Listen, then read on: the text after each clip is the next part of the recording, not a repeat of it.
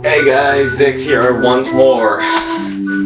It has been over 2 weeks since I last posted, and I apologize for that. That was my fault.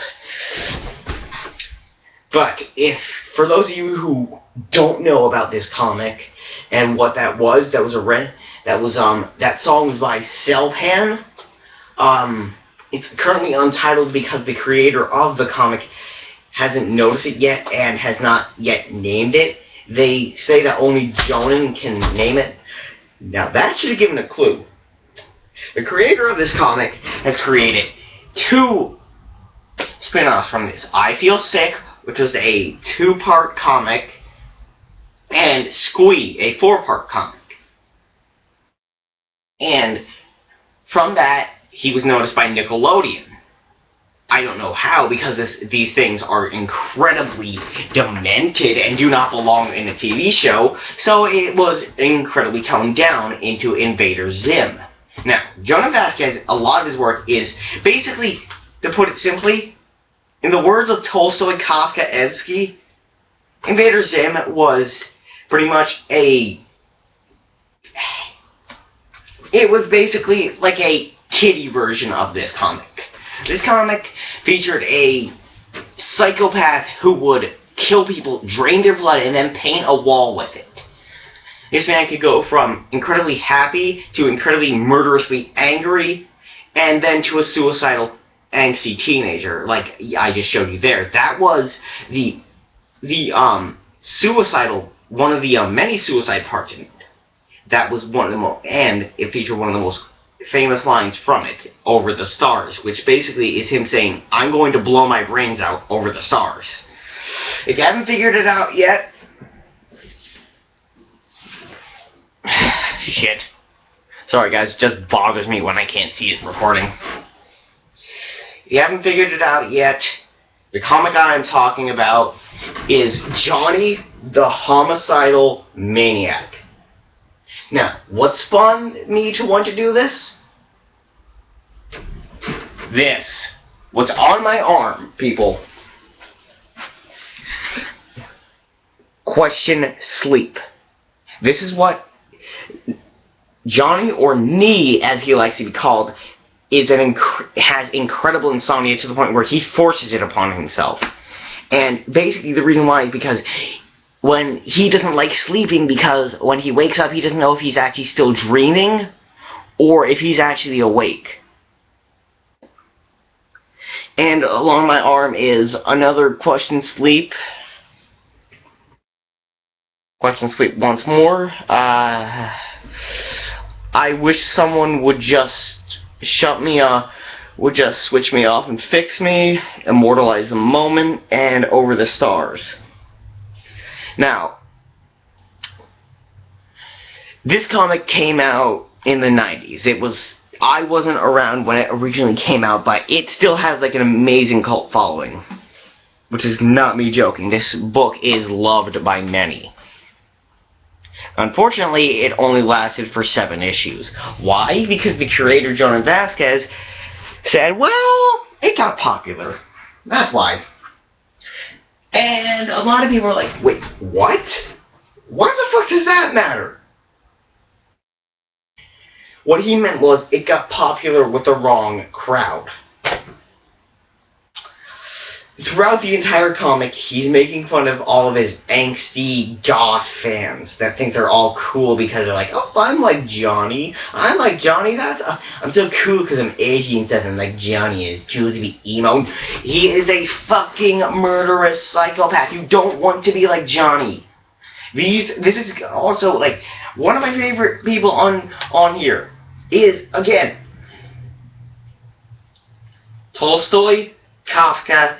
He has not created a video in a while now, like a couple months, but the guy still is amazing.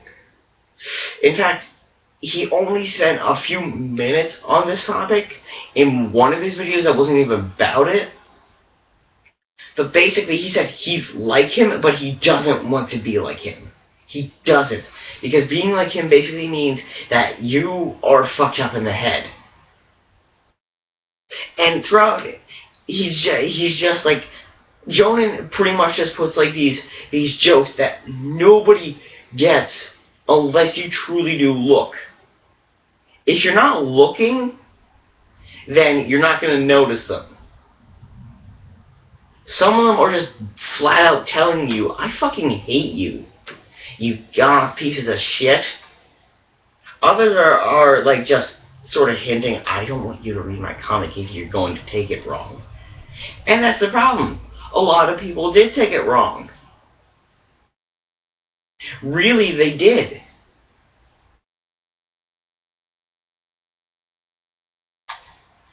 And this is an amazing comic, people. It really is. It's, at first, maybe the first issue is, it seems just like mindless violence and torture and everything. And it sort of is. But even in that same exact, issue, I think that was the one where that song came from. And, I mean, you can see, it did delve into a lot of things. It delved into what makes someone suicidal, what happens to someone who is bad when they die, what happens when you die, what happens to the world that you leave behind when you die. It delves a lot into the mind of a psychopath and what can cause that to happen. It really does pose a bunch of really good. I really regret doing this. I'm not gonna lie. I'm probably gonna die from this. Sorry, I'm getting sidetracked, but I've had this on since yesterday in school. Also, for those of you who don't know, I just got a girlfriend 2 days ago. She broke up with me yesterday. I didn't do anything this time, I swear. Unless, of course, she figured out about how I blew up our meth lab. I meant Rock Candy Lab. Horrible gulp. Regardless. She broke up with me. The whole out-of-school suspension thing has been done for a while, but lately a lot of shit has been going down, okay? That's why I haven't been able to make a video lately. That's the main reason why. And I apologize for that profusely. But, to put it simply, Joey's really fucked up in the head, and he sometimes does realize it, and he wishes that he could fix himself. That he could just be normal.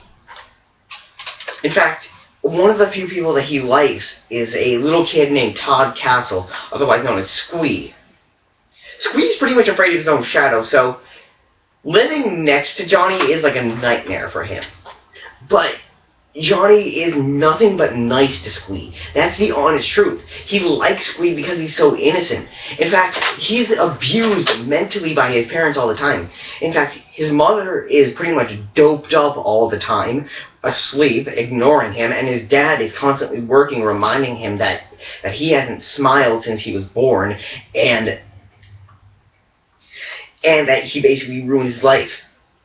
No, you ruined your own life, okay? You didn't have to have a kid. You weren't ready for it, obviously. Seriously. Most of the time whenever I hear someone voice acting the traumatize your neighbor part of it, they normally give him a deep baritone voice that seems kind of raspy and worn out. But this one person that I love, because they went this really abstract route.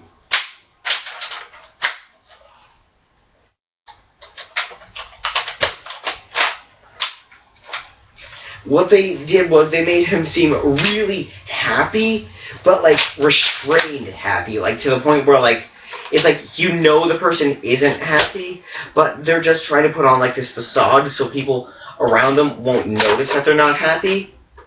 Sorry about my antics right here, but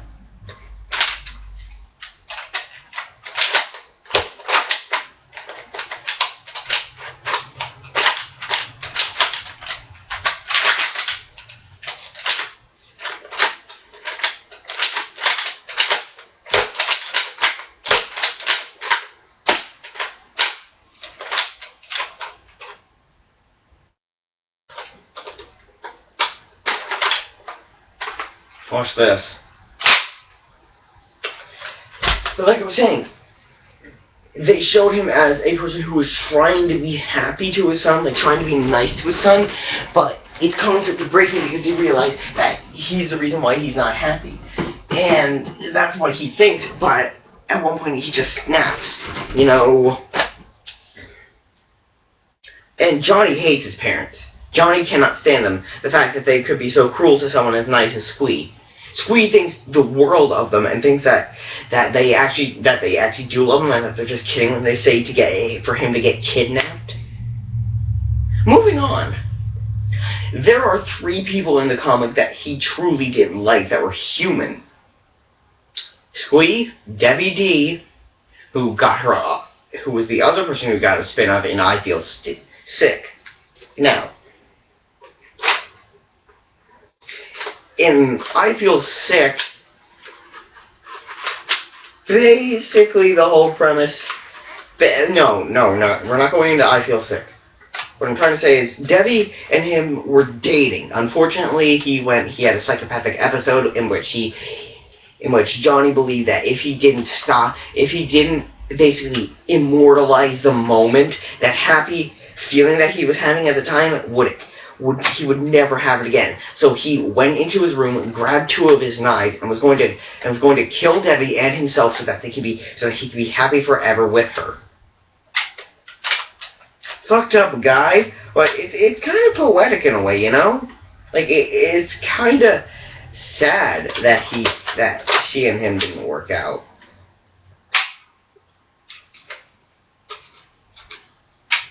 It honestly really is at times, and you do feel bad for Johnny.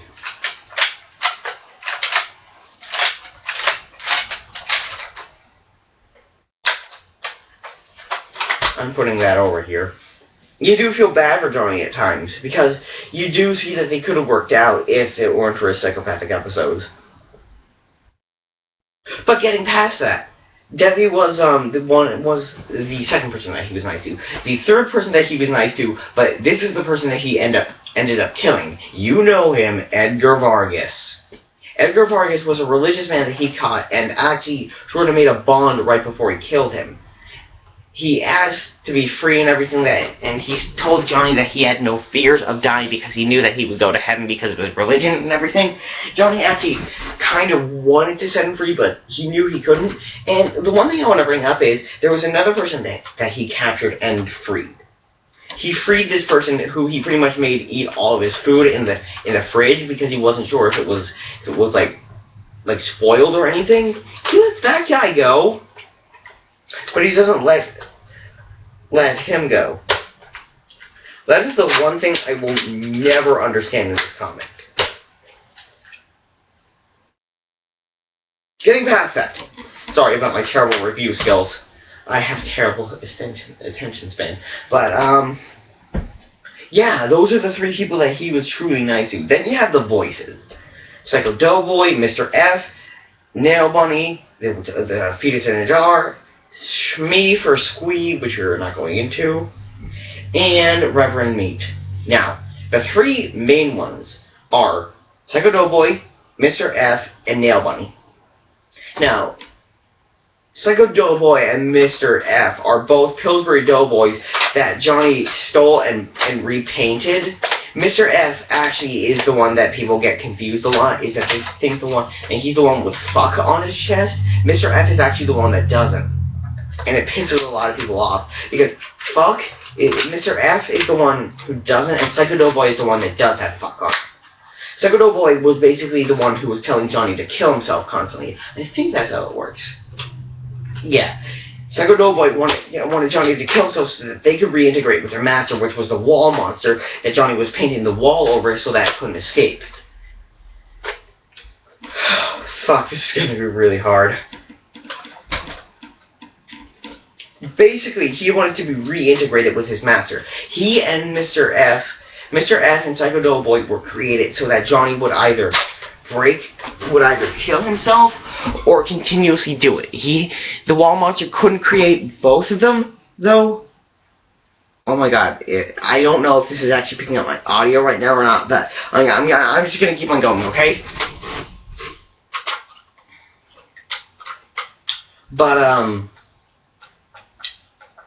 he actually, he wanted him to kill himself so that the wall monster could break free and them to be reintegrated back into their master. Psycho Doughboy, on the other hand, Mr. F, on the other hand, wanted him to continuously kill and kill so that they could become... You see, every time, the more agitated their master became, the more real they became.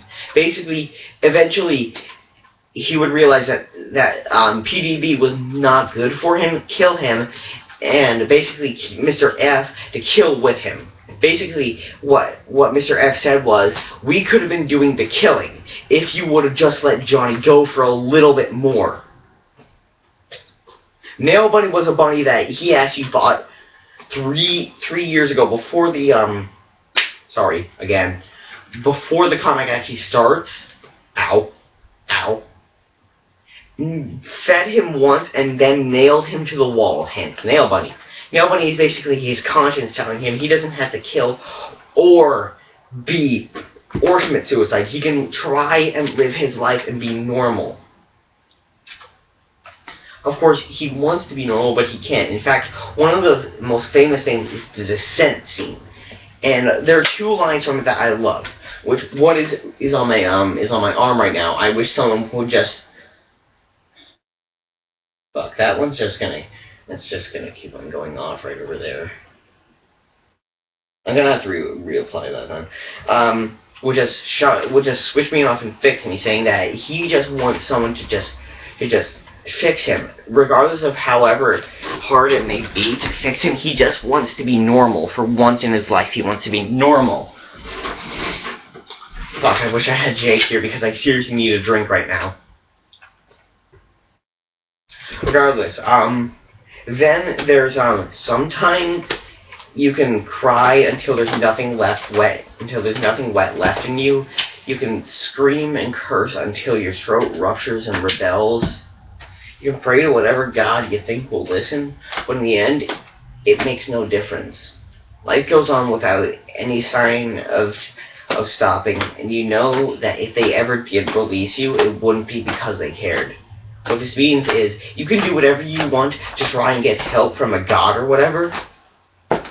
It's never going to change, and you know that if they ever did let you change or let you go, it wouldn't be because they cared, but because they stopped caring altogether.